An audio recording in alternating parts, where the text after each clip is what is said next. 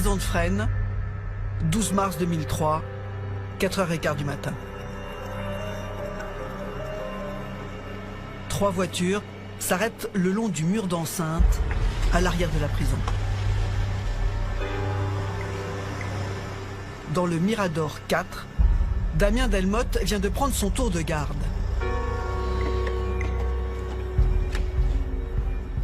J'ai entendu des bruits de portières claquer, donc il n'est pas habituel, très habituel à cette heure de la nuit. Donc par curiosité, j'ai ouvert la fenêtre pour voir qui pouvait passer. Je vois 3 personnes donc, qui étaient habillées de noir. Et j'ai vu tout de suite qu'ils étaient cagoulés, donc ils n'étaient pas normal. Une des personnes qui traversait la route s'est arrêtée, a regardé dans ma direction. Un bruit de claquement. Les vitres s'étoilent rapidement. Je me mets accroupi dans le Mirador.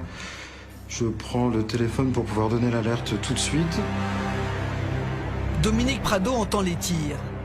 Elle est de garde dans le Mirador 3, près du quartier disciplinaire.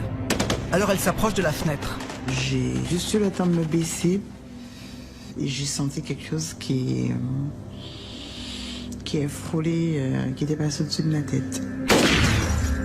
Une balle a traversé la vitre blindée. J'ai pris le téléphone pour appeler le contrôle.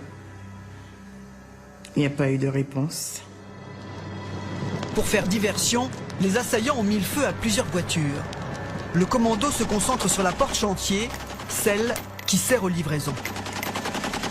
Vous voyez une personne qui était à genoux, qui était penchée sur la porte chantier.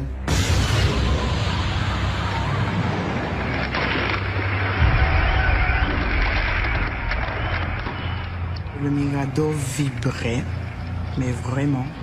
J'ai même pensé qu'à un moment que le Mirador n'allait pas pouvoir résister. Puisqu'il y avait un tel acharnement de ces tirs en rafale. Ça va très très vite. Il y a une personne qui dépose quelque chose dans le chemin de ronde. J'ai tiré une cartouche dans sa direction. Une deuxième explosion. Je me dis qu'ils essayent de pénétrer dans la prison, mais sans savoir encore où est la destination finale. Terrorisé, Dominique Prado se réfugie dans l'escalier du Mirador. Seul au monde. Seul face à une mort que je savais certaine. J'ai entendu une voix. Est-ce qu'on l'a eu? Est-ce qu'on l'a buté?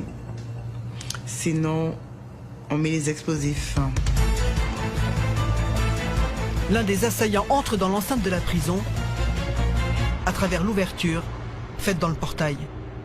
Je l'ai un peu perdu de vue et une dizaine de secondes après, il y a eu une grosse explosion donc, qui venait du quartier disciplinaire.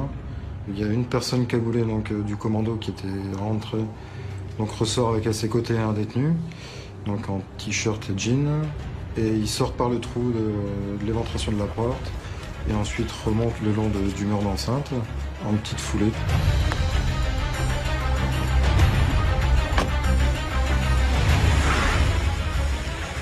Et après, je les ai plus en visu. Antonio Ferrara.